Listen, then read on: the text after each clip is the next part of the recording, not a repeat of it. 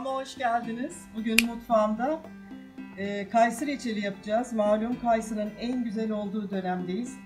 1 kilo kayısı aldım pazardan. Bunun reçelini yapmak istiyorum. Bu Malatya kayısısı, aslında şekerpare deniyor buna. Şimdi bunları ikiye kesip çekirdeklerini çıkarıp tencereye alacağım. Şöyle ikiye kesiyorum.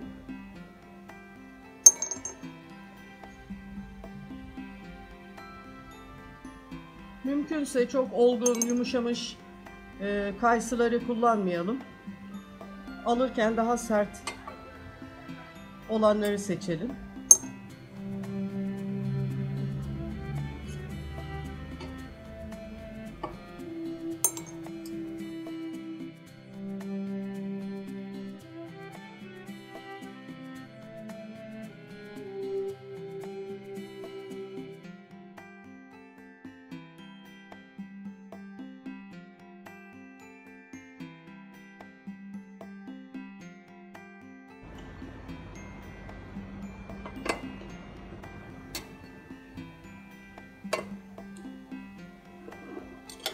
Şimdi 1 kilo kayısı ve 3,5 su bardağı 200 miligramlık su bardaklarıyla 3,5 bardak toz şekerini üzerine döküyorum.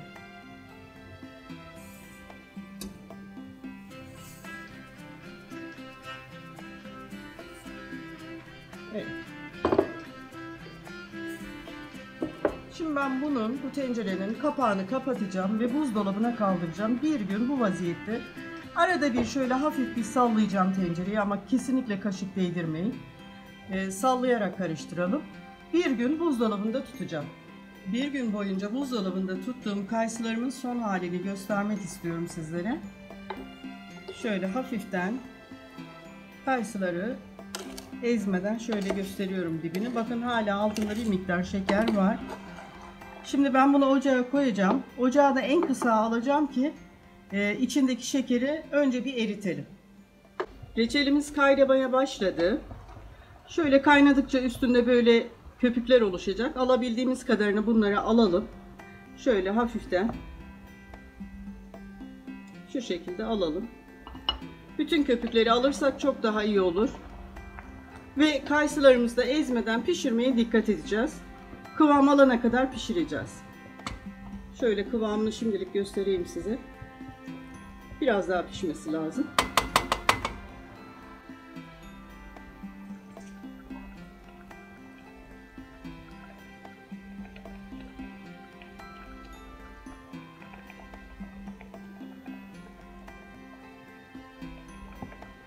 Şöyle tüm mercimek, yeşil mercimek büyüklüğünde bir limon tuzu atıyorum içerisine. Bir de kayısının içinden çıkan çekirdeklerimi atıyorum. Dediğim gibi bu Malatya'nın şekerparesi. Normal bir kayısı değil, çok lezzetli. Ve içinin çekirdeği de yenebiliyor. Bazılarının acı çıkıyor. Çok hafif bir karıştırıyorum. Çabuk oluyor bu, hemen kıvamı alıyor. O yüzden çok dikkat edin. Ocağa koyup da gitmeyin. Ara ara muhakkak bakın. Şimdi biraz daha kaynayacak. Birazdan tekrar buluşuruz.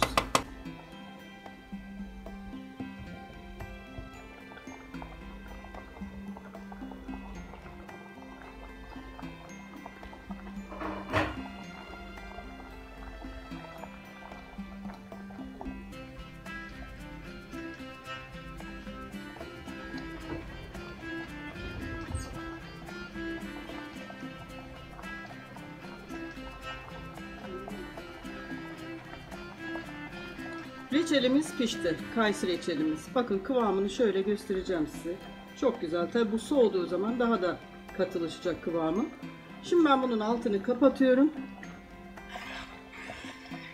Şöyle ilk sıcaklığı çıktıktan sonra kabıma boşaltacağım.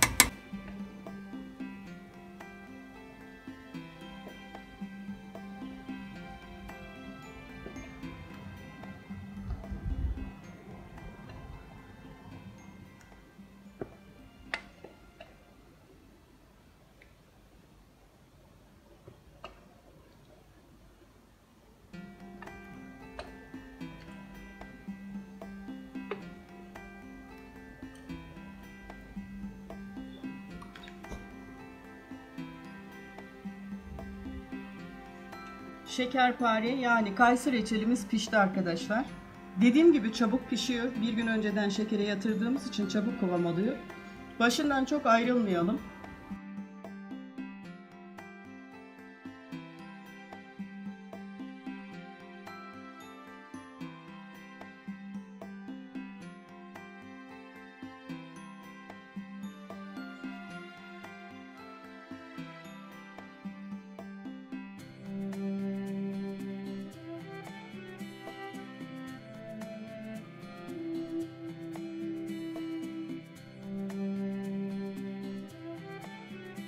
Evet, bugünkü tarifimizin de sonuna geldik. Bir dahaki tarifimde buluşmak üzere diyorum. Hoşça kalın.